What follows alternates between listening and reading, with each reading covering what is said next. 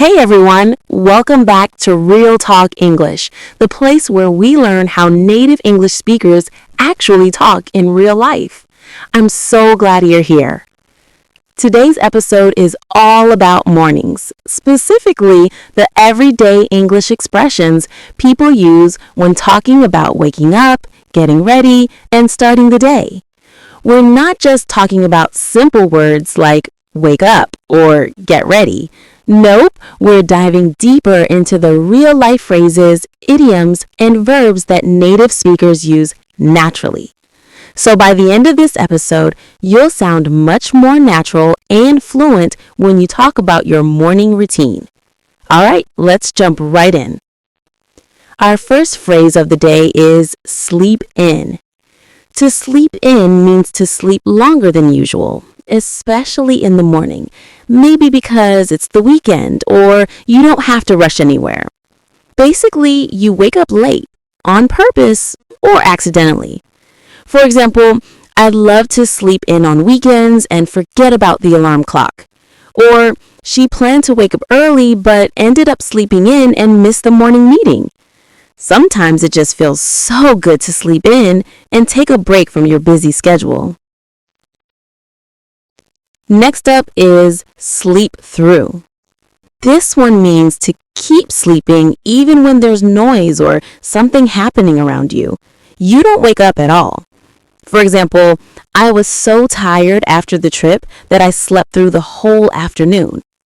Or, despite the loud thunderstorm, he slept through it without even noticing.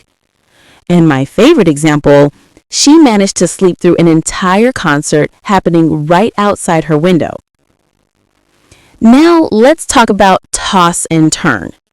Have you ever had one of those nights where you just can't sleep and you keep rolling around in bed, changing positions, trying to get comfortable?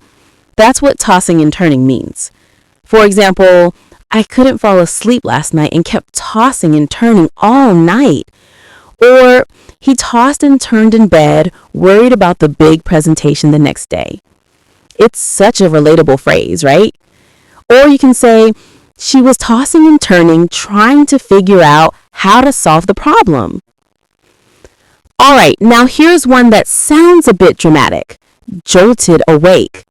This means to wake up suddenly and with a shock, maybe because of a loud sound or a nightmare. For example, I was jolted awake by the sound of my phone ringing in the middle of the night. Or she jolted awake from a nightmare, her heart racing as she tried to catch her breath. Or you can say, he was jolted awake by a sudden noise outside, unsure of what it was. It's that feeling when you're deep asleep and something scares you awake instantly. A similar phrase is pulled out of sleep. It means you wake up suddenly, often because of something unexpected. For example, I was pulled out of sleep by my phone vibrating on the table. Or he was pulled out of sleep by his little sister jumping on his bed. Or you can say she was pulled out of sleep in the middle of the night by the power going out. It's like you're in deep sleep and something literally drags you back into the real world. You know, this one actually happens to me sometimes. Like, I'll be sleeping peacefully and suddenly my phone rings in the middle of the night.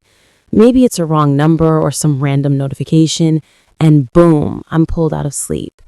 And after that, I just can't fall back asleep. I'm lying there staring at the ceiling, and the next morning I feel so sleepy. You know that heavy, sleepy feeling where your eyes don't want to open and your head just feels fuzzy? Yeah, that's what groggy means. Before we move on, let's quickly talk about the expression overslept. So oversleep means to sleep longer than you planned or intended, usually leading to being late for something. It's a common experience, especially when you've had a long, tiring night. Here are a few examples. I overslept this morning and missed my meeting, so I had to rush to catch up. She overslept and didn't make it to her morning workout class. He set his alarm, but he overslept and woke up just in time to see the bus leaving.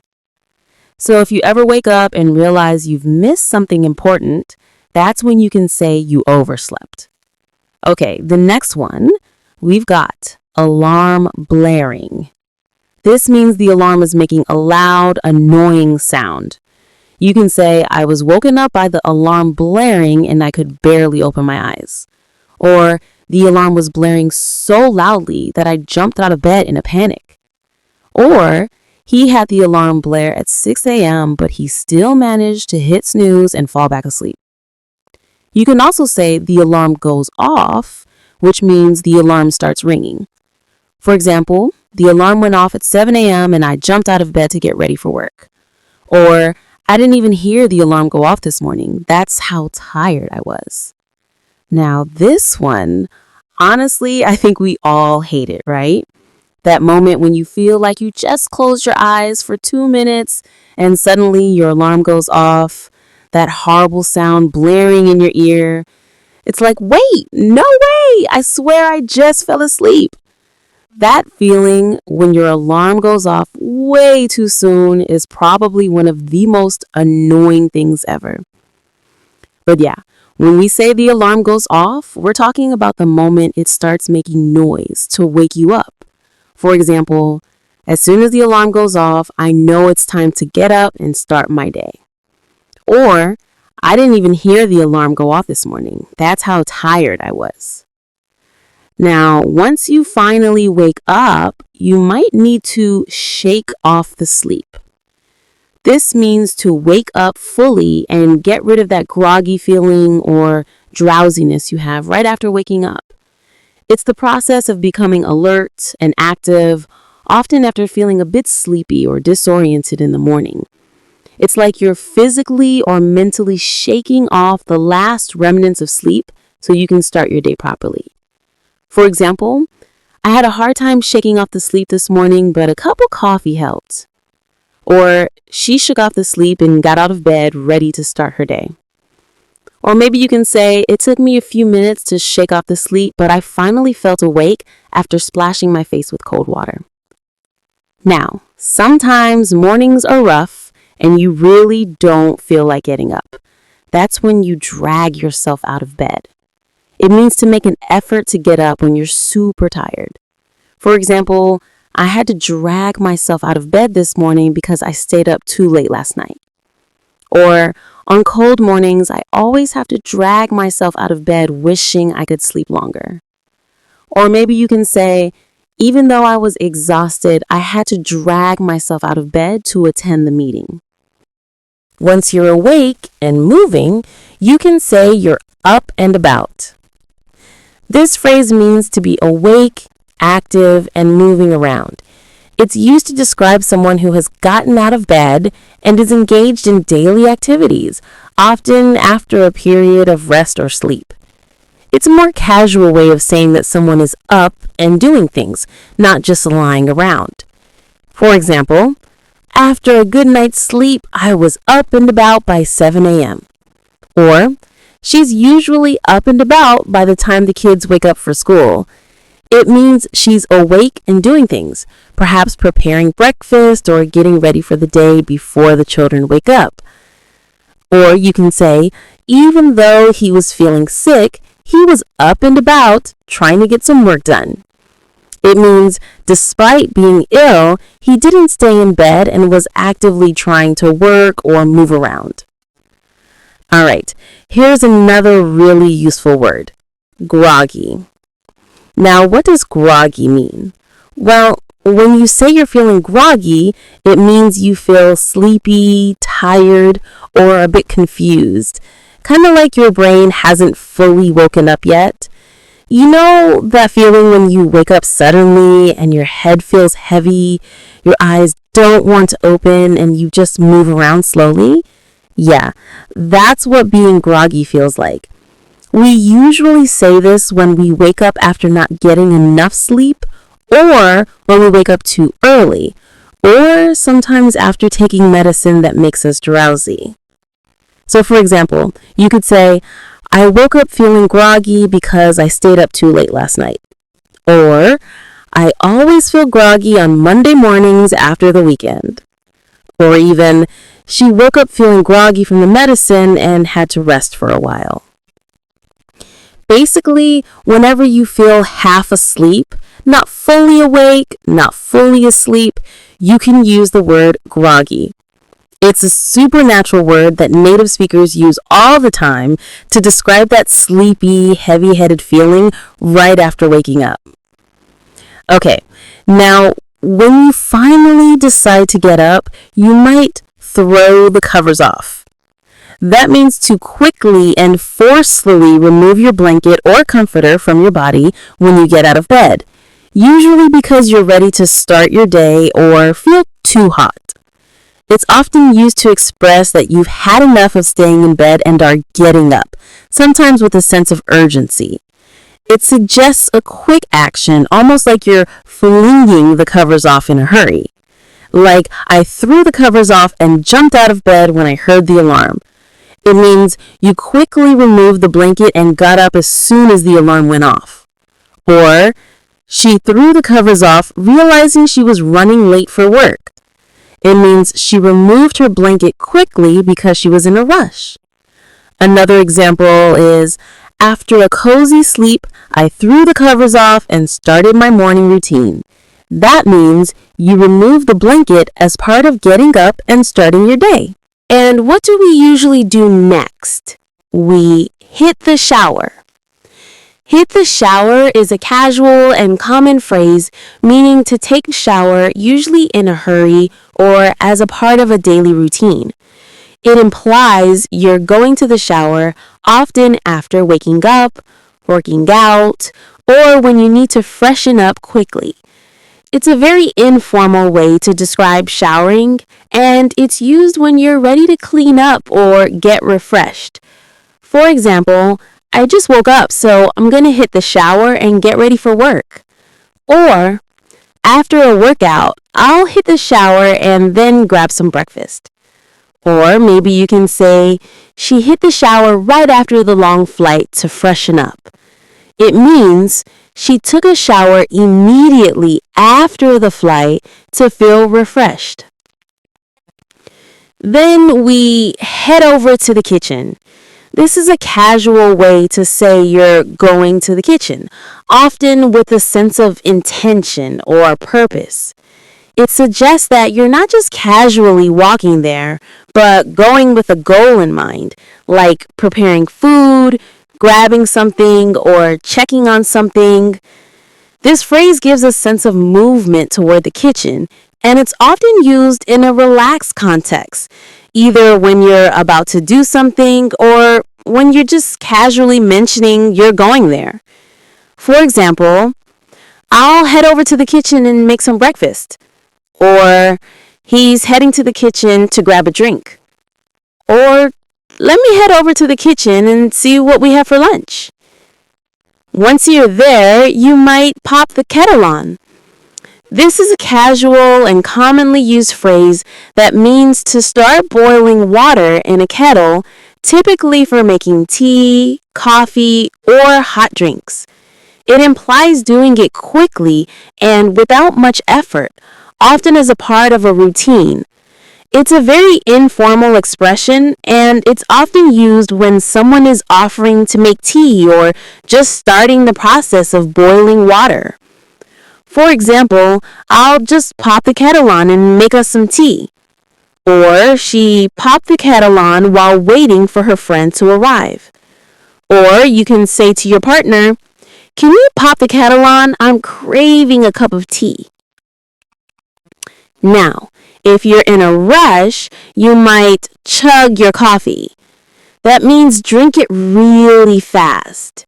It's typically used when someone drinks a beverage rapidly, almost as if they're trying to finish it all at once. For example, I was running late, so I had to chug my coffee before leaving the house. Or, he chugged his tea, grabbed the bag, and ran out the door. Another similar phrase is gulp down. It also means to drink something quickly, in big mouthfuls. For example, she gulped down her tea and ran out to catch the bus. Or, I was so thirsty after the run, I gulped down a whole glass of water. Or, He gulped down his coffee while getting ready for his morning meeting. Next, let's talk about breakfast. You can rustle up something to eat. That means to quickly make a simple meal using what you have and without needing a lot of effort or planning.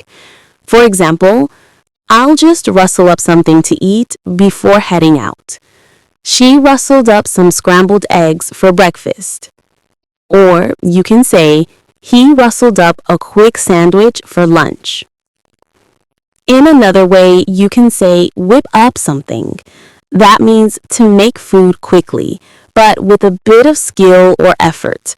For example, I'll whip up some eggs and toast for breakfast. Or, she whipped up a simple stir fry for dinner. You can also say grab a bite, which means to eat something small or quick, often referring to a snack or a light meal.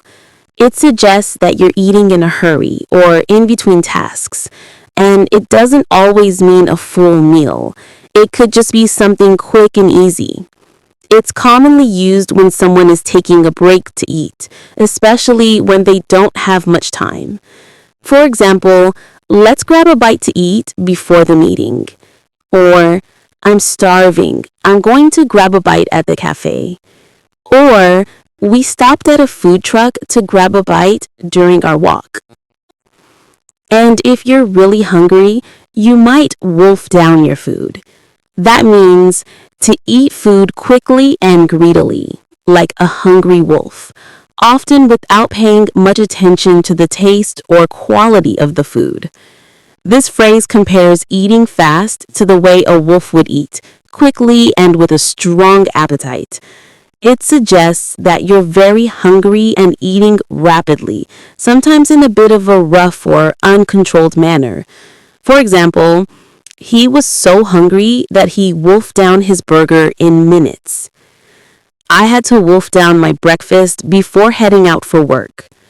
She wolfed down the whole pizza by herself. After breakfast, some people skim through the newspaper. That means to read it quickly, just looking at headlines or main points. It implies that you're going through the material briefly or superficially, without spending too much time on it. Examples, I like to skim through the newspaper with my morning coffee. Or, she skimmed through the newspaper to see if there was anything interesting. Or, he skimmed through the paper but didn't have time to read the full articles. Before heading out, maybe you throw in a load of laundry, meaning you put clothes in the washing machine. For example, you can say, examples, I need to throw in a load of laundry before I head out. Or, she threw in a load of laundry and went back to work.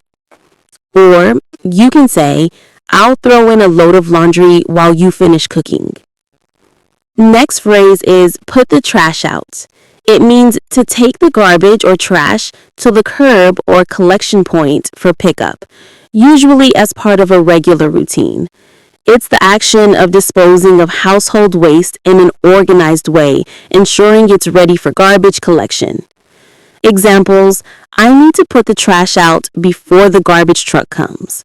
It means I need to take the trash outside to the curb for the collection truck to pick it up. Or, he always forgets to put the trash out on Tuesday evenings. Or you can say, I'll put the trash out once we finish dinner. You might also need to do the dishes. It means to wash them after eating.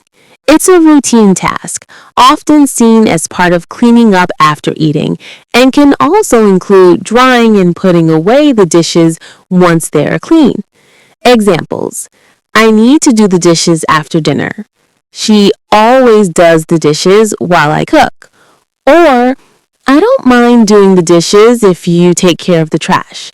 It means I'll handle washing the dishes if you handle taking out the trash. If you're in a rush, you can throw something on or toss something on, meaning you quickly put on clothes without thinking too much about it. Examples, I just tossed on a sweater and ran out the door. It means I quickly grabbed and put on a sweater without much thought. Or she tossed on some jeans and a t-shirt to go to the store. Or I tossed on my jacket because it was getting chilly outside. Same way you can say, I just threw on a jacket before leaving the house. Or she threw on some sneakers and ran out the door.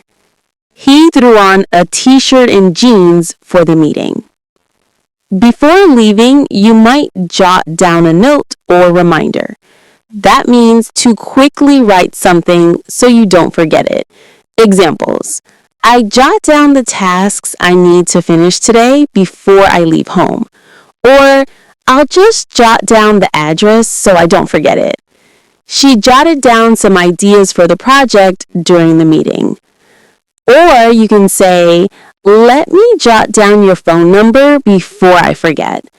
Then you head out the door, which simply means you leave home. Examples. I've packed my bag and now I'm ready to head out the door. He heads out the door every morning at 8 a.m. to catch the train. I forgot my keys. I'm about to head out the door. If you're late, you might dash out the door, meaning you leave in a hurry. It suggests that you are rushing or hastily departing, sometimes because you're running late or trying to catch something like a bus or a meeting. The phrase implies a fast, almost frantic exit, usually with little time for preparation. Examples. I had to dash out the door this morning because I overslept.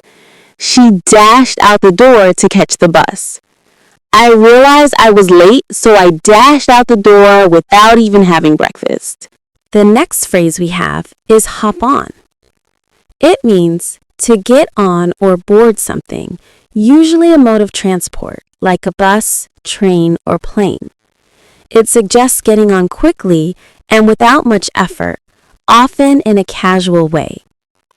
You might hop on a bus or train, or hop into your car. Both mean getting on or in quickly. For examples, I'm going to hop on the bus to get to work. We hopped on the train just in time. I usually hop on the subway to avoid traffic. But you say, I hopped into the car and drove to the store. He hopped into the van to drive to the event. She hopped into the taxi and asked the driver to take her to the airport. Then you hit the road, which means to start your journey or commute. It's often used in a casual, informal way to say you're about to leave or embark on travel. Examples. We need to hit the road early to avoid the traffic. We always try to hit the road by taking the back roads. It's time to hit the road. We've got a long drive ahead. Let's hit the road now. We're running late. Hopefully, you leave early enough to beat the traffic. To beat the traffic, meaning to avoid getting stuck in heavy traffic by either leaving early, taking a faster route, or planning ahead. The phrase suggests getting ahead of rush hour or making sure you don't end up in a traffic jam. Examples. I left at 6 a.m. to beat the traffic and avoid the morning rush. We always try to beat the traffic by taking the back roads. If you want to get there on time, you need to leave early and beat the traffic. Because no one wants to get stuck in traffic or caught in traffic. It means to be delayed or unable to move forward due to heavy traffic congestion. It suggests that you are unable to reach your destination quickly because the traffic is moving slowly or has completely stopped. Examples. I got stuck in traffic for 30 minutes on my way to work this morning. We left early, but still got stuck in traffic near the city center. I hate getting stuck in traffic during rush hour. It feels like you're not going anywhere. Or you can say, I got caught in traffic on the way to the airport and almost missed my flight. We were running on time, but we got caught in traffic near the bridge. Sorry I'm late. I got caught in traffic on the highway. Sometimes you just crawl in traffic, moving super slowly. Examples. We had to crawl in traffic for almost an hour before reaching the city center. I hate crawling in traffic during rush hour. It feels like you're not going anywhere. The weather was bad and we crawled in traffic for miles before getting home. When you finally reach work, you can say, head to the office or make your way to work. To head to the office meaning to go to the office or leave for work, usually implying the start of your commute. It suggests that you are on your way to the office, whether by car, public transport, walking, or any other method of travel. Examples.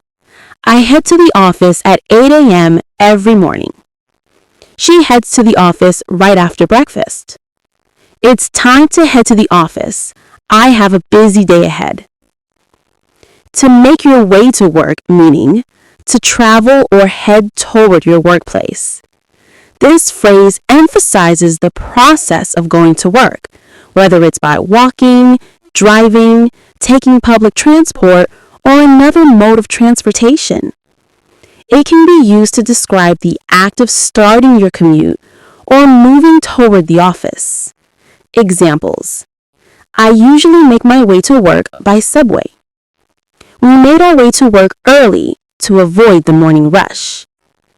I'm just making my way to work now. Should be there in 20 minutes. Once you arrive, you clock in or punch in, meaning you record your start time. To clock in means to record the time you start working by either using a time clock or digital system at your workplace. It's typically used to track the exact time when employees begin their work shift. This phrase is commonly used in jobs that require punctuality and time tracking, like in factories, offices, or any work environment with fixed hours. Examples. I clock in at 9 a.m. every morning to start my shift. You need to clock in before you start working, or it won't count toward your hours. She forgot to clock in today and had to adjust her hours later. To punch in, meaning to record your arrival time at work using a time clock, often by physically punching a card or using a digital system. Similar to clock in, it refers to the action of officially marking the start of your workday to ensure that you're paid for the hours worked. Examples. I punch in as soon as I arrive at the office to track my work hours. Make sure you punch in when you start your shift so you don't lose any pay. He punched in late today because of traffic. Then you might fuel up with coffee or breakfast. To fuel up means to eat or drink something that gives you the energy you need. It is often used to describe having a meal, snack, or drink that helps you feel revitalized, especially when you're about to take on something demanding like a busy day or a workout. Examples. I always fuel up with a smoothie before hitting the gym. Let's grab a bite and fuel up before the meeting. I need to fuel up before my afternoon shift. I'm getting really hungry. Next, we have catch up on work. To catch up on work, meaning to complete tasks or address work that has fallen behind or that you haven't had the chance to finish earlier. It implies getting up to speed with what needs to be done, often after being busy or away from work. It can also refer to reviewing or finishing pending tasks. Examples. I spent a whole afternoon catching up on work after being away for a week. She stayed late to catch up on work before the deadline. I'll need to catch up on work over the weekend since I couldn't finish everything during the week. Next is brainstorm ideas. To brainstorm ideas means to generate a lot of ideas in a creative or spontaneous way, typically with a group of people, to solve a problem or explore possibilities. It involves thinking openly and sharing ideas freely without immediate judgment or criticism, aiming to come up with as many ideas as possible. Examples. We gathered in the conference room to brainstorm ideas for the new marketing campaign. Let's brainstorm some ideas on how to improve our product design. I need to brainstorm ideas for my presentation before the meeting tomorrow. Next phrase is collaborate with your team. To collaborate with a team means to work together with a group of people towards a common goal, sharing ideas, tasks, and responsibilities. Collaboration involves cooperating, communicating, and supporting each other in the process of achieving something. Examples. We collaborated with the marketing team to create a new advertising strategy. She enjoys collaborating with her team on new product ideas. We need to collaborate with different departments to ensure the project's success. Sometimes you might follow up on an email. To follow up on something means to check in on, revisit, or continue a previous action or discussion, often to ensure something gets completed or to gather more information. This can involve reminding, updating, or taking action based on previous tasks or communication. Examples. I need to follow up on the email I sent last week about the report. She followed up on the meeting to make sure everyone understood the action items. I'll follow up on your request and get back to you tomorrow. Next is to get through the day. It means to manage or survive a difficult or busy day, typically with the implication of completing necessary tasks despite challenges, stress, or fatigue. It's about staying focused and getting everything done until the day ends. Examples. I had a lot of work today, but I managed to get through the day. He drank coffee all day to help get through the long meeting. I don't know how I'll get through the day with all these back-to-back meetings. Next phrase is to tackle your to-do list. To tackle your to-do list means to start working on and complete tasks from a list of things that need to be done.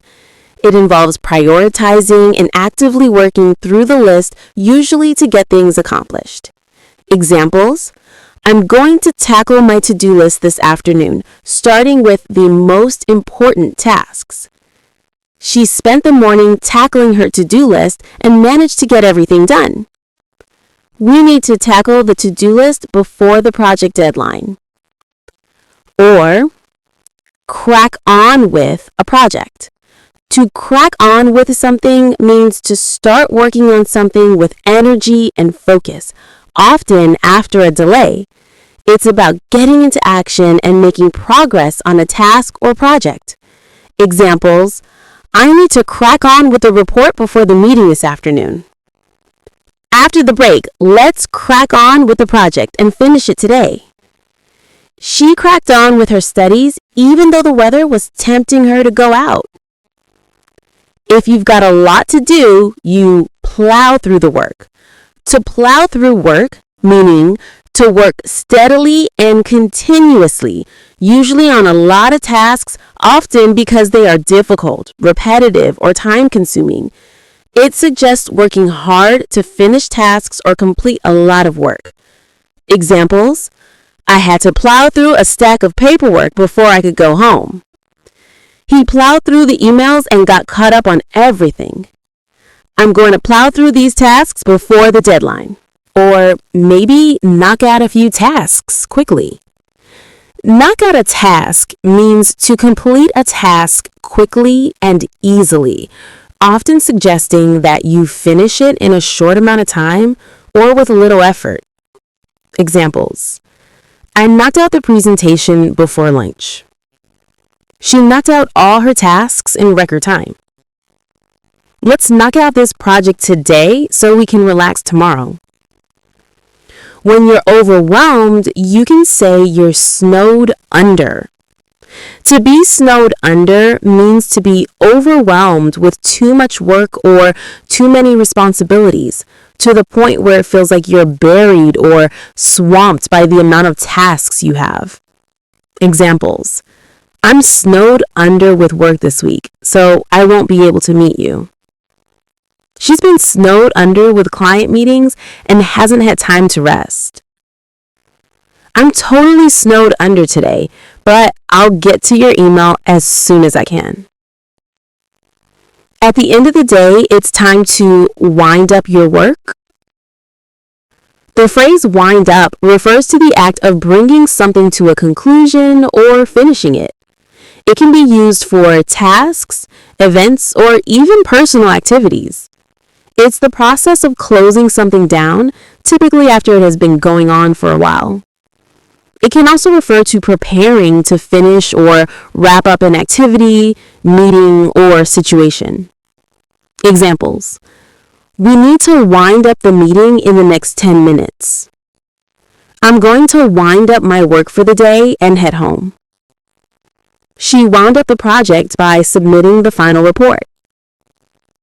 Unlike wind down, which is about relaxation and slowing down, wind up is about concluding or finishing an activity. It's often used when you're wrapping up tasks or activities that have a definite endpoint. Wrap things up or call it a day. To call it a day means to decide to stop working or finish activities for the day, often after a productive or long session. It implies that you're done and ready to move on to something else, like going home or relaxing. Examples: it's already 6 p.m. I think it's time to call it a day. I'm exhausted. I'm going to call it a day and head home. Let's call it a day and pick up where we left off tomorrow. To wrap things up means to finish or conclude your work or any activity, typically implying that the end is near and you're just finishing the last few steps. Examples: I just need to wrap things up, then I'll be ready to leave. Let's wrap things up so we can head out for lunch. I'll wrap things up here and be out of the office in 20 minutes. And finally, when it's time to leave, there are so many ways to say it. You can bounce, dip, make tracks, peace out, jet, or simply say, I'm off. Or politely, I think it's time for me to head out. Let's go through some example sentences one by one so we can see how to use these phrases in real-life conversation. To bounce. It is a very informal expression for leaving, often used when you're heading out or leaving quickly. It can imply that you're leaving to do something else or simply going home. Examples: all right, I'm gonna bounce. See you tomorrow. It's getting late, so I'm gonna bounce. I've got everything done, so I'm gonna bounce now. To dip is a casual, informal way of saying you're leaving, often used to describe a quick exit. It's often used in relaxed environments or among friends. Examples: I've got a dip. I'll catch up with you guys tomorrow. It's getting pretty late, so I'm gonna dip. We've wrapped everything up. I'm gonna dip now. To make tracks means to leave quickly or begin moving, often used when you want to emphasize a quick departure. Examples: all right, I'm gonna make tracks before it gets too late. It's been a long day. I'm making tracks to head home. We finished everything, so I'm gonna make tracks now. To peace out is another very informal slang expression for leaving, often used among friends. It implies leading in a laid-back or easygoing manner. Examples: it's been fun, but I'm gonna peace out now. I'm going to peace out for the day. See you all tomorrow. All right, peace out. I'm going to get some rest. To jet means to leave quickly, usually with the implication that you're rushing or heading out on a trip. It's a more energetic, often informal way to say you're leaving. Examples: I'm gonna jet. See you all tomorrow. It's already late. I've got a jet to catch my train. I finished my work, so I'm gonna jet. The phrase I'm off is an informal and casual way of saying that you're leaving or departing from a place. It can be used when you're done with your tasks, about to leave work, heading out to do something, or simply leaving any location. It's a quick and friendly way to announce that you're leaving. Examples: I'm off now. See you tomorrow. It's been a long day. I'm off to bed. I'm off for the weekend. Catch you on Monday. And sometimes we say, I think it's time for me to head out, right? You can also say, I'm about to take off now. Catch you later. I'm about to take off now. It's getting late. All right, I'm about to take off now. Thanks for everything. It means I'm leaving now and I appreciate everything. Or you can say, I should be going now. This phrase is a polite and slightly more formal way of indicating that you need to leave or depart. It's often used when you're ready to leave, but want to be considerate or respectful by giving a reason or signaling that it's time to go. It implies that you've been there for a while and now it's time to leave. Examples: I should be going now. I have an early meeting tomorrow. It's getting late. I should be going now. I should be going now, but I'll catch up with you soon. And we can use these phrases also. I'm going to head home, or I'm heading home. Both I'm going to head home and I'm heading home are natural and commonly used, but they differ slightly in timing and intention. I'm going to head home means you plan to leave soon, but you haven't started moving yet. It expresses intention. You're about to do it. I'm heading home means you're already on your way or just starting to leave. It focuses on the action happening right now. This phrase is a casual way to indicate that you are leaving a place and heading back to your home. It's a simple, friendly way of announcing that you're about to leave, typically used when you're done with an event or a visit and are now on your way back to your residence. Examples: I'm heading home now. It's been a long day. It's getting late. I'm going to head home now. I'm going to head home now. Thanks for the fun evening. Or you can say, I'm heading home. I'll text you when I arrive. Next we have pull over. The phrase pull over means to move your vehicle to the side of the road and stop, often for a specific reason like parking, safety, or traffic stop.